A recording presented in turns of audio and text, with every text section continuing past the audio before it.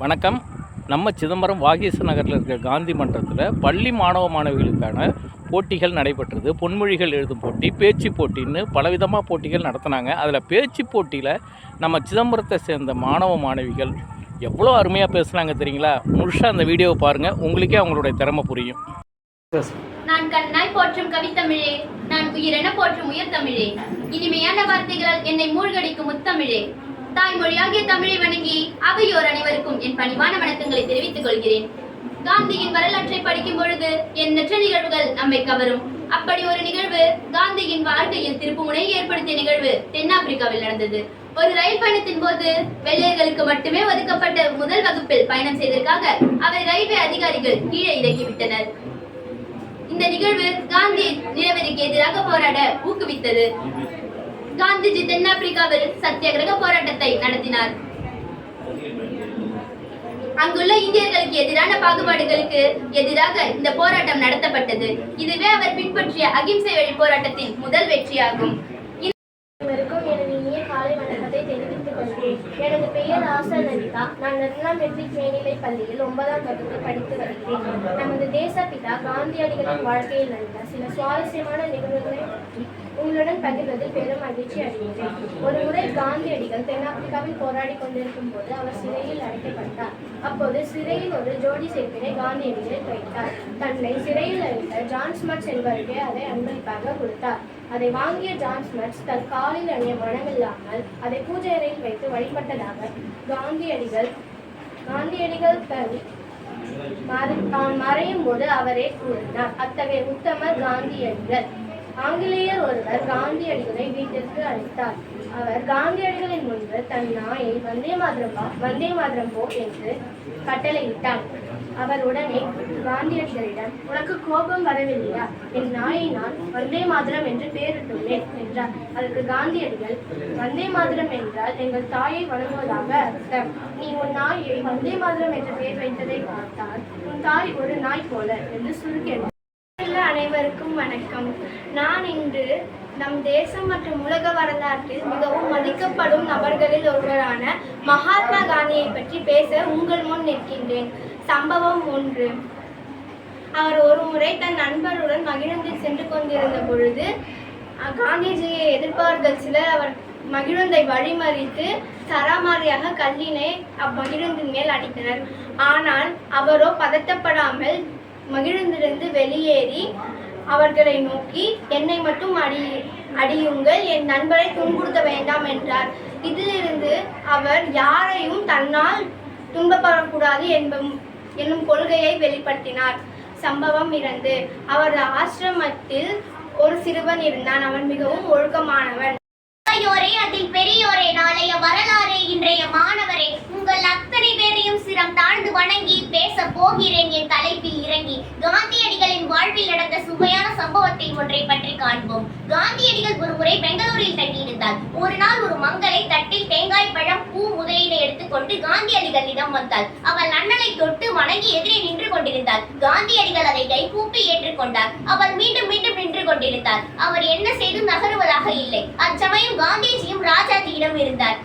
காந்திஜி ராஜாஜியிடம், இந்த பெண் ஏதாவது சொல்ல விரும்புகிறாளா? கேளுங்கள் என்றார். அதற்கு ராஜாஜி அச்சகோதரியிடம் கன்னடத்தில் பேசி அறிந்து கொண்டு, இவளுக்கு குழந்தை வேண்டும், நீங்கள் மகாத்மா ஆசீர்வதிக்க வேண்டும் என விரும்புகிறாள் என்றார். நான் ஒன்றும் மகாத்மா அல்லவே, பிறகு எப்படி ஆசீர்வாதம் செய்வேன் என்றார் காந்திஜி. அதற்கு அப்பெண், நீங்கள் ஆசீர்வதித்து எத்தனையோ பேருக்கு வலித்திருக்கிறது, பிறகு ஏன் எனக்கு மட்டும் ஆசீர்வாதம் செய்யக்கூடாது என்றால் அப்பெண். எனக்கென ஒரு சக்தி இருக்கிறது என இப்பொழுதுதான் தெரிந்து கொண்டேன் என்றார் காந்திஜி. இவரிடம் கூறுங்கள், கிராமத்தில் எத்தனையோ குழந்தைகள் இருக்கிறது, அவற்றில் ஒன்றை தற்றெடுத்து ஏன் இவள் வளர்க்க கூடாது என்றார் காந்திஜி. நம்முடையதுதானே நம்முடையதாகும் என்று கூறினாள் அப்பெண்.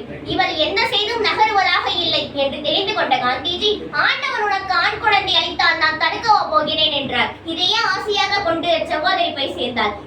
வணக்கம். என் பெயர் ஆர் ராமேஸ்வரன். நான் காமராஜ் மெட்ரிக் மேல்நிலைப் பள்ளியில் 10ஆம் வகுப்பில் பயிற்சி பெற்று வருகிறேன். அண்ணல் காந்தியின் வாழ்க்கையில் நடந்த சில சம்பவத்தை நான் உங்களுடன் பகிர்ந்து கொள்ள ஆசைப்படுகிறேன். தாய்நாடு நோக்கி செல்லுங்கள்.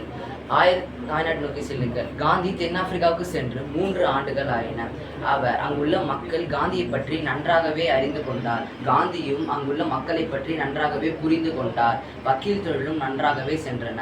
6 மாத காலம் தன் தாய்நாட்டிற்கு செல்ல 1896இல் அவர் அனுமதி கேட்டார். அதில் தென்னாப்பிரிக்கா மக்கள் காந்தியடிகள் இங்கே இருக்க வேண்டிய அவசியத்தை உணர்ந்ததை காந்தி கண்டார். அதனால் உடனடியாக அவரது மனைவியும் குழந்தைகளையும் தென்னாப்பிரிக்காவுக்கு அழைத்து வந்து தன் காந்தியின் மொத்த சிந்தனையும் தாய்நாட்டில் மட்டுமே இருந்தன. அனைவருக்கும் வணக்கம். மகாத்மா காந்தியடிகளின் வாழ்வில் நடந்த சில சுவையான நிகழ்வுகளை உங்கள் முன் கூற வந்துள்ளேன். பொறுமை. மகாத்மா காந்தியடிகள் 3ஆம் வகுப்பு ரயில் பெட்டியில் ஒரு முறை பயணித்தார். அப்போது பக்கத்தில் இருந்தவருக்கு ஜலதோஷம். மூக்கை சுத்தம் செய்து உள்ளேயே போட்டார். காந்தியடிகள் ஜன்னலை திறந்து வெளியே போடுங்கள் என்றார். ஜன்னலை திறந்தால் எனக்கு ஜலதோஷம் அதிகமாகும் என்று சொல்லிவிட்டு மறுபடியும் மூக்கை சுத்தம் செய்து உள்ளேயே போட்டார். காந்தியடிகள் ஒவ்வொரு முறையும் பேப்பரை கொண்டு சுத்தம் செய்து ஜன்னலுக்கு வெளியே போட்டு கொண்டிருந்தார். அவரிடம் ஒன்றுமே கூறவில்லை. பிறகு ஜலதோஷக்காரரே மூக்கை சுத்தம் செய்து ஜன்னலுக்கு வெளியே போட்டார். காந்திஜியை பார்த்து சிரித்தார். காந்திஜியும் சிரித்து கொண்டே நான் ஜெயித்து விட்டேன் என்று மனதிற்குள் கூறிக்கொண்டார். காந்தியடிகள் நகைச்சுவை. ஒரு சமயம் பத்திரிகையாளர்களுக்கு பேட்டியளித்தார். அப்போது அவரை கிண்டல் செய்யும் எண்ணத்துடன் ஒருவர், உங்களை எங்கள் பிரதிநிதியாக ஏற்றுக்கொண்டனர், ஏன் காரணம்? அதற்கு வேறு யாரும் தலைவர்களா இல்லையா என்று கேட்டார். அதற்கு காந்தியடிகள் சிரித்து கொண்டே உங்களை சமாளிக்க நான் ஒருவனே போதும் என்றார். காந்தியடிகள் மன அமைதி. ஒரு முறை அவையோர் அனைவருக்கும் வணக்கம். என் பெயர் அனிஷ் பாலன். நான் வீனஸ் மெட்ரிகுலேஷன் மேல்நிலை பள்ளியில் 10ஆம் வகுப்பு படிக்கின்றேன். நம் நாட்டின் சுதந்திரத்துக்காக அகிம்சை வழியில் போராடி சுதந்திரம் பெற்று தந்த நமது தேச தந்தை என்று அழைக்கப்படும் காந்தியின் வாழ்க்கையில் நடந்த சுவையான நிகழ்ச்சிகள் பற்றி பேச வந்துள்ளேன். காந்திஜி அவர்கள் போராட்டத்திற்காக சில தலைவர்களுடன் நடந்து கொண்டு பேசிக்கொண்டு சென்றிருந்தார். அப்போது ஒரு சிறிய வாய்க்கால் அவர்கள் செல்லும் வழியில் அமைந்திருந்தது. அதை பார்த்த மற்றவர்கள் சிறிது தூரம் பின்னோக்கி சென்று வாய்க்காலை கடந்தனர். ஆனால் காந்திஜியோ வாய்க்காலிலேயே இறங்கி சென்றார். அதை பார்த்த மற்றவர்கள், ஐயா, நீங்களும் வாய்க்காலில் தாண்டி வரலாமே, பாருங்கள் உடையெல்லாம் நனைந்து விட்டது என்று கூறினர். ஆனால் காந்திஜி, நான் எப்போதும் முன்வைத்த காலை பின் வைக்க மாட்டேன் என்று கூறி போராட்டத்திற்கு மற்றவர்களை அழைத்து சென்றார். முன்பு மலர் பறித்து தமிழ் தாய்க்கு சூட்டிவிட்டு சங்கத் தமிழ் தந்த தமிழ் மொழியில் தொடங்குகிறேன் எனது உரையை. அனைவருக்கும் என் வணக்கம். என் பெயர் சாசா தமிழிசை. 10ஆம் வகுப்பு படிக்கிறேன். என் பள்ளியின் பெயர் ARG academy matriculation higher secondary school. உங்கள் அனைவருக்கும் 79வது சுதந்திர தின நல்வாழ்த்துக்கள். மகாத்மா காந்தியடிகள் அகிம்சையின் உலகளாவிய சின்னம். அவர் அனைத்திலும் அமைதியை விரும்பிய ஒரு தலைவர்.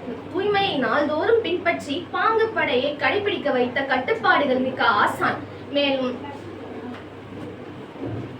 அண்ணல் மகாத்மா காந்தியின் வாழ்க்கையில் பல சுவையான நிகழ்ச்சிகள் நடந்து இருந்தாலும் அதில் சில நிகழ்ச்சிகளை உங்களுடன் கூற வந்துள்ளேன்.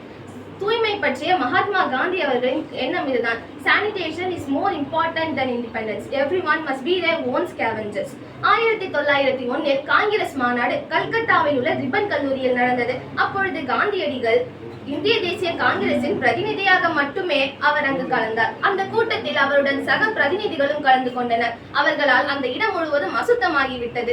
அந்த இடம் முழுவதும் குப்பைகளும் அசுத்தகரமாகவே இருந்தது. அதை கண்ட காந்தியடிகளோ அதிர்ச்சி அடைந்தார். தன்னார்வலர்கள் யாரும் முன்வராத நிலையில் காந்தியடிகளே ஒரு துடப்பத்தை எடுத்துக்கொண்டு அந்த இடத்தை சுத்தம் செய்ய ஆரம்பித்தார். முதலில் காந்தியடிகள் சுத்தம் செய்வதை அருவருப்போடும் மரியாதை குறைவோடும் பார்த்தவர்கள் சிறிது நேரம் கழித்து அவர்களும் காந்தியடிகளுடன் சேர்ந்து அந்த இடத்தை சுத்தம் செய்ய ஆரம்பித்தார். இந்த நிகழ்வு காந்தியடிகள் சமத்துவம் மற்றும் தூய்மை மீது வைத்திருந்த உறுதிப்பாட்டினை நமக்கு எடுத்துக்காட்டிய ஒரு நிகழ்வாகும். ஆரம்பத்தில் ஆச்சரியத்தை ஏற்படுத்திய இந்த நிகழ்வு விரைவில் பிராமணர்கள் கூட தூய்மை பணியில் பங்கேற்று பாங்கி படை வளர்க்க உத்வேகம் அளித்தது. என் பெயர் கே காவியா. நான் 10ஆம் வகுப்பு படிக்கிறேன். போட்டிக்கு போட்டி வந்ததொரு அழைப்பு, போட்டியில் தரப்பட்டது நல்லதொரு தலைப்பு. அழைப்பை மகிழ்ந்து தலைப்பை புரிந்து இப்போ என் பேச்சில் தரப்போகிறேன். நல்லதொரு இருந்து அவையோர் அனைவரையும் வணங்கி தொடங்க இருக்கிறேன் என் கருத்தை. மகாத்மா காந்தி 1869ஆம் ஆண்டு அக்டோபர் 2ஆம் தேதி குஜராத்தில் உள்ள போர்பந்தர் என்ற கிராமத்தில் பிறந்தார். இவரது சிறு வயது பெயர் மோகன்தாஸ் கரம்சந்த் காந்தி. இந்தியாவின் சுதந்திரத்துக்காக மிக முக்கியமாக பங்களிப்பை செய்தார். காந்திஜி எப்போதும் அகிம்சையின் வழியை பின்பற்றினார். மற்றவர்களும் உண்மை மற்றும் அகிம்சையின் வழியை பின்பற்ற வேண்டும் என்று எதிர்பார்த்தார். காந்திஜி எப்பொழுதும் எளிமையான வாழ்க்கையை வாழ்ந்து வந்த 1930 உப்பு சத்தியாகிரகத்துடன் தண்டிக்கும் பாத யாத்திரையாய் சென்றார். காந்திஜி லண்டனின் சட்டப்படிப்பை முடித்தார். காந்திஜி எப்பொழுதும் எளிமையான வாழ்க்கையும் வாழ்ந்து வந்தார். நான்கு சக்கரத்தை சுழற்சி நூல் தயாரித்து அதில் செய்யப்பட்ட வேட்டியை அணிந்து வாழ்ந்து வந்தார். காந்திஜி வாழ்வில் நடந்த ஒரு எளிமையான நிகழ்வை இப்போது நாம் காணலாம். காந்திஜி ஒரு முறை இளம் வயதில் தன் நண்பர்களுடன் நாடகம் பார்க்க சென்றார். அங்கு ஹரிச்சந்திரன் நாடகத்தினை பார்த்தார். அதில் ஹரிச்சந்திரன் உண்மையை மட்டும் பேசியதால் காந்திஜி மிகவும் துயரப்பட்டார். அதிலிருந்து அவர் இறுதி வரை உண்மையை பேசியதால் அவர் வெற்றி பெற்றார். அதிலிருந்து அவர் உண்மையை மட்டும் பேச வேண்டும் என்ற வாழ்மை கொள்கையை கடைபிடித்து வாழ்ந்து வந்தார். அவரை போல நாமும் உண்மையை மட்டும் பேச வேண்டும் என்று கூறி அனைவருக்கும் இனிய சுதந்திர தின நல்வாழ்த்துக்களை தெரிவித்துக் கொள்கிறேன். நன்றி, வணக்கம். ஜெய். வாழ்க்கையில் ஏற்பட்ட சுவையான நிகழ்வுகளை முன்னுரையாக இந்நுரையில் இறங்குகிறேன்.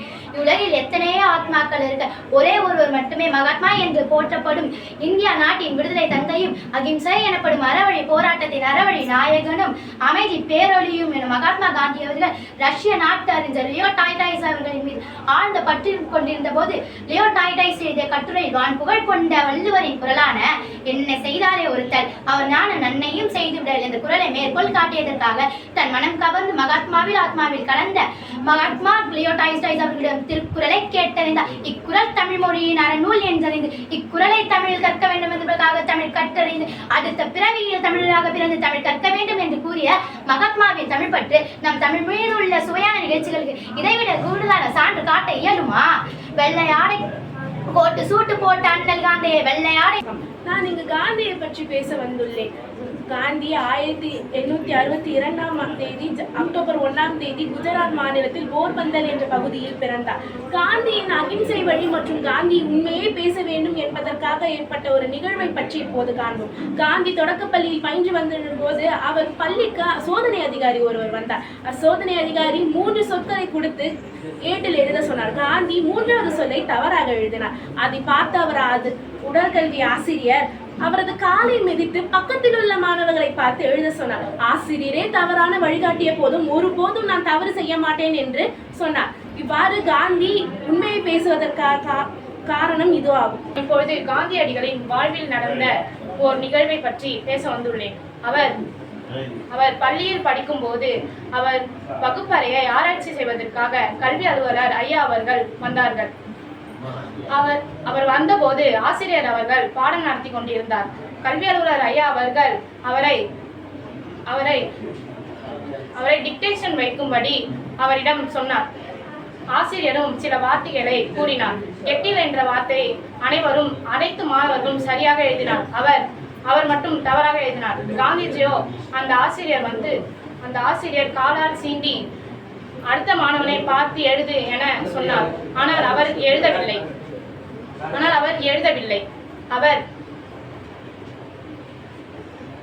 அவர் சிறு வயதிலேயே தவறான பாதையிலே தவறான செயலையோ செய்யக்கூடாது என்ற கருத்தை நாம் உணர்கிறோம். மாணவராகிய நாமும் காந்தியடிகளின் நல்வழியில் நேர்மை, நேரம் தவறாமை, கடமை, அகிம்சை, எளிமை வாழ்க்கையை வாழ வேண்டும் என தெரிவித்துக் கொள்கிறேன். நன்றி. சொன்னது நான்